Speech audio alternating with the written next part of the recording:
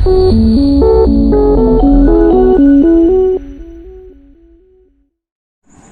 Students, स्वागत है आप लोगों का मेरे एक न्यू वीडियो में। मैं हूँ लर्निंग पॉइंट और आज मैं आपको फिजिक्स चैप्टर एक्सप्लेन करने वाला हूँ। Chapter 5 light. ये बहुत ही इंटरेस्टिंग चैप्टर है, तो चलिए शुरू करते हैं। Refraction of light. तो आप सभी जानते हैं कि रिफ्रैक्शन ऑफ लाइट क्या होता है, तो इसको पढ़ते हैं यहाँ पे। Take an empty glass of water and place a coin in it. आपको एक खाली ग्लास लेना है और उसमें आपको एक कॉइन रख देना है। Now move back slowly till the point where the coin is no visible to you. Request a friend to gently pour some water in this glass. You will be surprised to see that the coin which is not visible to you can be clearly seen now. तो इसमें यही कहा गया है कि आपको एक खाली ग्लास लेना है और खाली ग्लास में कॉइन डालना है। पहले तो आपको कॉइन विजिबल नहीं होगा, लेकिन जैसे ही आप उसमें पानी डालेंगे तो आपको जो कॉइन है वो विजिबल दिखेगा। यही है सबका मतलब। तो नेक्स्ट है A slightly different and strange effect can be observed when you place a straight rod or pencil under a glass table in such a manner that half of it lies outside. आपको एक glass लेना है, उसमें आप लोगों को पानी भरना है। पानी भरने के बाद ये जो पेंसिल है उस पेंसिल को पानी में ऐसे रख देना है, ग्लास में ऐसे रखना है कि हाफ पार्ट उसका पानी में रहे और उसका हाफ पार्ट ऊपर रहे खाली। देखिए ऐसे। तो क्या होगा, आपको क्या ऑब्जर्व देखने मिलेगा? You will notice that the rod और the pencil appears slightly bent मतलब थोड़ा सा मुड़ गया होगा, थोड़ा सा इस साइड से झुक गया होगा, जैसे यहाँ झुक गया है। देखिए पेंसिल को लिया पानी में, ग्लास में पानी लिया और उसमें पेंसिल डाला, तो देखिए ये थोड़ा सा बेंड हो गया है, थोड़ा सा ये बेंड हो गया है।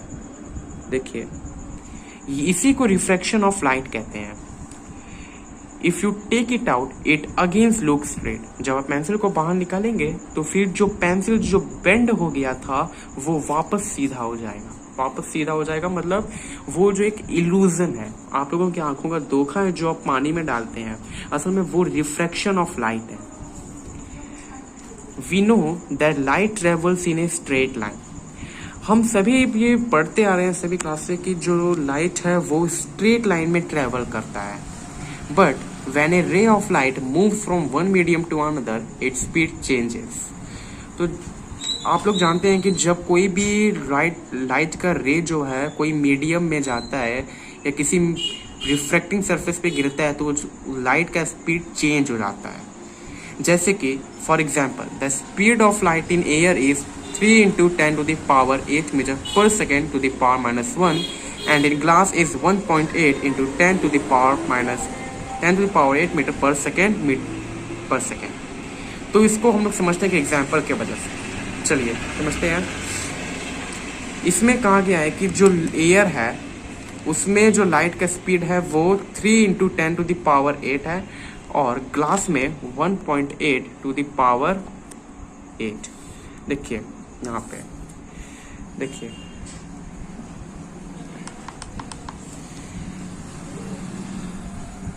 ये एक रिफ्रैक्टिंग सरफेस है, ठीक है, और ये है एयर मीन्स रेयरर, यह है रेयरर मीडियम। तो यहाँ से लाइट का रे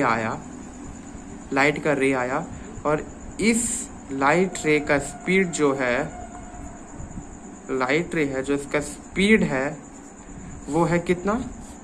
3 into 10 to the power 8 metre पर second. 3 into 10 to the power 8 metre पर सेकेंड, ठीक है। ये स्पीड है इस रे लाइट का। ये जो लाइट आया यहाँ से, ये इसका स्पीड है 3 into 10। और जैसे ये डेंसर मीडियम में गया, मतलब कि ग्लास में, ऐसे ये ग्लास में गया तो इसका जो स्पीड है वो 3 × 10 से होकर डिक्रीज हो गया, उसका चेंज हो गया स्पीड, जो कि है 1.8 10⁻8 मीटर पर सेकेंड टू पावर -1। ये है स्पीड, ये इतना स्पीड हो गया इसका। और इसका स्पीड ये है रेयर मीडियम से जो रे आया, ये इसका स्पीड है। और डेंसर मीडियम में जो रेयर मीडियम से डेंसर मीडियम में आया, उसका स्पीड है 1.8। स्पीड चेंज होता है, तो हम लोग कह सकते हैं कि जो रे लाइट है जब दूसरे मीडियम में आता है तो उसका स्पीड चेंज हो जाता है। वही यहाँ पे ये कहा है, वही यहाँ पे ये कह रहा है। तो नेक्स्ट है, to accommodate this change in the speed of light and the property of rectilinear propagation, light ray bend when they enter another medium। ठीक है, the bending of light when it travels from one medium to another is known as refraction of light। देखिए मैंने आपको कहा था कि जब कोई भी चीज बेंड हो जाता है, जैसे कि पेंसिल का एग्जांपल लीजिए, ये जो फिगर है इसमें पेंसिल को ऐसे सीधा रखा गया, लेकिन असल में हम लोग को दिखता क्या है कि ये बेंड हो चुका है, लेकिन असल में वो बेंड होता नहीं है, वो हम लोग को दिखता है। इसी को रिफ्रैक्शन ऑफ लाइट कहते हैं। तो इसका डेफिनेशन है, bending of light when it travel from one medium to another is known as refraction of light. यहाँ पे देखिए बेंडिंग ऑफ लाइट, फिर से ये रिफ्रैक्टिंग सरफेस है, एक रिफ्रैक्टिंग सरफेस है, यहाँ से एक रे लाइट आया इंसिडेंट 30 डिग्री, और ये हो गया बेंड थोड़ा सा 20 डिग्री, ये बेंड हो गया। मतलब जब ये रे लाइट यहाँ बेंड हो गया, ये इसका ओरिजिनल पाथ है इस रे का, यहाँ आना था इसको, ये हो गया आप लोगों का एंगल ऑफ रिफ्रैक्शन, और ये हो गया इंसिडेंस, एंगल ऑफ इंसिडेंस। यहाँ 30 डिग्री एंगल से इंसिडेंट रे आया और 20, और यहाँ जब पास हुआ दूसरे मीडियम में तो ये 20 डिग्री में, इससे कह सकते हैं कि जो रे ऑफ लाइट है वो 10 डिग्री बेंड हो गया। तो नेक्स्ट है, हाँ नेक्स्ट है, refraction occurs whenever a light ray encounters a boundary that separates two media.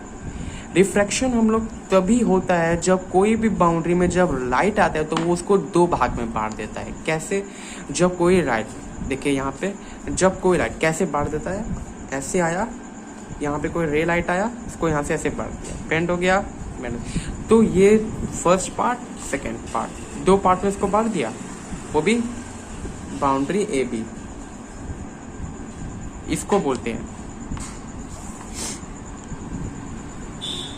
Next है, on entering an optically denser medium the speed of light slows down. मैंने आपको पहले भी कहा था, जब कोई भी लाइट का रे जब डेंसर मीडियम में आता है तो उसका जो स्पीड है लाइट का वो स्लो हो जाता है। जैसे कि यहाँ देखिए बताया है, the speed of light in air, जो एयर है जिसको रेयर मीडियम कहते हैं, उसका स्पीड ऑफ लाइट ज़्यादा होता है। लेकिन जब ग्लास मतलब कि डेंसर मीडियम में आता है लाइट का रे, तब उसका स्पीड ऑफ लाइट 3 × 10⁸ से कम हो जाता है, स्लो हो जाता है, स्पीड उसका हो जाता है 1.8। देखिए 1.8 हो जाता है। लेकिन on entering an optically rare medium मतलब एयर, इट्स स्पीड इंक्रीजेस। लेकिन जब कोई रे ऑफ लाइट रेयर मीडियम में रहेगा तो उसका स्पीड जो है वो इंक्रीज होगा। एग्जाम्पल दिया है between air and glass. Air जो है वो आप लोगों का रेयर मीडियम है और ग्लास डेंसर मीडियम है। Air is an optically rare medium and glass is an optically denser medium. और यहाँ वैक्यूम में जो लाइट का जो स्पीड होता है वो बताया गया है 2.99792458 × 10⁻8 मीटर पर second, and in air is 2.98925574 × 10⁻8। Since the difference is so small, जो डिफरेंस है ये दोनों का स्पीड ऑफ लाइट, वैक्यूम में जो लाइट का स्पीड है और एयर में जो स्पीड है लाइट का, बहुत छोटा डिफरेंस है। We consider the speed of light to be equal in both the media. इसलिए हम लोग स्पीड ऑफ लाइट जो वैक्यूम में है और स्पीड ऑफ लाइट जो एयर में है, दोनों को हम लोग इक्वल मानते हैं, क्योंकि जो डिफरेंस है वो बहुत स्मॉल है। Next, to understand more about refraction, let's study first some terms related to it. यहाँ बोल रहा है आप लोगों को अगर रिफ्रैक्शन के बारे में अगर और समझना है तो उसके रिलेटेड कुछ टर्म्स हैं जो आप लोगों को समझने होंगे। तो बहुत ही इंटरेस्टिंग है, ध्यान से वीडियो को देखिएगा, स्किप नहीं कीजिएगा। Terms related to refraction, incident ray है, फिगर देख लीजिए, ये फिगर है, यहाँ देखिए, सिंपल समझिए, ये इंसिडेंट रे है। इंसिडेंट रे हम लोग उसको कहते हैं जो ए बी बाउंड्री हम लोग ग्लास कहेंगे, ए बी बाउंड्री हम लोग ग्लास कहेंगे। ए बी बाउंड्री में जब ये रे आया तो इसको हम लोग बोले इंसिडेंट रे, इसको हम लोग इंसिडेंट रे बोले। ये जो रे आया एक्स ये जो रे आया ये इंसिडेंट रे बोले हम लोग इसको। और ये क्या हो गया कि ये बेंड हो गया, जैसे कि मैंने आपको कहा था ये बेंड हो गया, ये बेंड हो गया, तो इसको हम लोग बोले रिफ्रैक्टेड, हाँ इसको हम लोग रिफ्लेक्टेड रे बोले। तो ये जो है ये बीच में एंगल ऑफ रिफ्लेक्शन हुआ क्योंकि ये बेंड हो गया, और ये जो है ये बीच में एंगल ऑफ इंसिडेंस, ये नॉर्मल है, बीच में नॉर्मल है, डॉटेड लाइन। आपको मैं अच्छे से समझाता हूँ। यहाँ पे देखिए,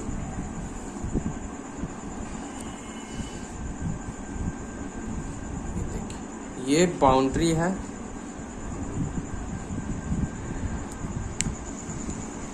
ठीक है,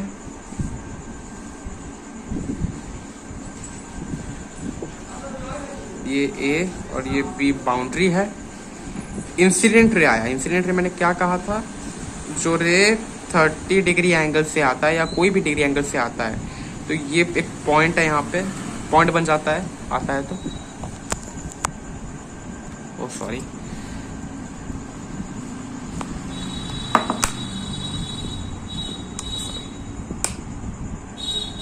हाँ जब ये आया तो ये एक यहाँ पॉइंट बन गया। पॉइंट बनने के बाद ये जो रे है,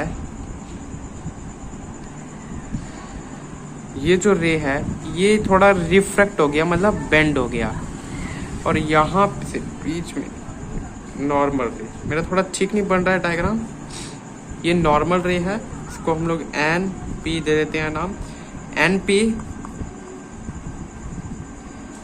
ठीक है, ये नॉर्मल रे है। एन पी जो है वो नॉर्मल रे है, ठीक है। ये जो है, जो रे आया इसको हम लोग इंसिडेंट रे कहेंगे, इंसिडेंट रे कहेंगे। और ये जो रे बेंड हो गया इसको रिफ्लेक्टेड नहीं, इसको हम लोग रिफ्रैक्टेड रे कहेंगे। और इसके बीच में जो है ये आर है, एंगल ऑफ रिफ्रैक्शन, और ये एंगल ऑफ इंसिडेंस, ठीक है। उसके बाद ये जो ग्लास है, मतलब कि ये डेंसर मीडियम है, और ये जो एयर है ये रेयरर मीडियम है। तो देखिए, जब कोई भी स्पीड, जब कोई भी लाइट का रे जब बेंड हो जाता है तो इससे ये पता लगता है कि जो स्पीड का लाइट था एयर में, डेंसर मीडियम में आती जो उसका स्पीड है वो चेंज हो गया, मतलब डिक्रीज हो गया। डिक्रीज होने की वजह से उसका जो रे है वो बेंड हो जाता है थोड़ा सा टुवर्ड्स द नॉर्मल। हमेशा याद रखिए, जब कोई भी रे रेयरर टू डेंसर में आएगा तो वो हमेशा टुवर्ड्स द नॉर्मल की तरफ बेंड होगा, टुवर्ड्स द नॉर्मल, ठीक है। जब कोई भी रे रेयरर से डेंसर मीडियम जाएगा तो वो टुवर्ड्स द नॉर्मल, मतलब नॉर्मल के इस साइड थोड़ा बेंड होगा, ठीक है। यहाँ देखिए इतना बेंड होगा टुवर्ड्स द नॉर्मल, ठीक है। तो चलिए यहाँ पे जो बुक में दिया हुआ है वो पॉइंट समझ लेते हैं। Incident ray, the ray which falls on the boundary, the ray axo which falls on the boundary AB is called incident ray. AB boundary है और एक्सो इंसिडेंट रे है। तो वो रे जो बाउंड्री पे गिरता है, जो बाउंड्री पे है, उसको इंसिडेंट रे कहते हैं। A refracted ray, when the ray XO enters the denser medium, it gets deviated from its original path and bends, thus the ray OY is called the refracted ray. रे जो denser medium में है, when the रे, जब कोई रे denser medium में जाता है तो वो अपने ओरिजिनल पाथ से मूव हो जाता है और बेंड हो जाता है, ठीक है। It gets deviated from its original path and bends, इसलिए जो रे ओ वाई है उसको रिफ्लेक्टेड रे कहा जाता है। क्यों? देखिए यहाँ से इंसिडेंट रे आया और ये बेंड हो गया और अपने ओरिजिनल पाथ से दूर चले गया थोड़ा। इसका ओरिजिनल पाथ क्या है? इसका ये है, ये लेकिन ये गया कहाँ? इस साइड, देखिए। उसके बाद point of incidence, the point O on the boundary AB from where the incident ray enters the second medium is called point of incidence. Point of incidence उसको कहते हैं जहां से इंसिडेंट रे दूसरे मीडियम में एंटर किया। ये देखिए, ये है पॉइंट, जहां से इंसिडेंट रे दूसरे मीडियम में एंटर किया। ये देखिए यहाँ पे सिंपल एग्जांपल, बाउंड्री AB यहाँ से आया और दूसरे मीडियम में एंटर करते ये जो पॉइंट है ना, ये इन पॉइंट ऑफ इंसिडेंस कहलाएगा। ये पॉइंट ऑफ इंसिडेंस कहलाएगा। ये देखिए, ये जो पॉइंट है ना, ये पॉइंट ऑफ इंसिडेंस कहलाएगा।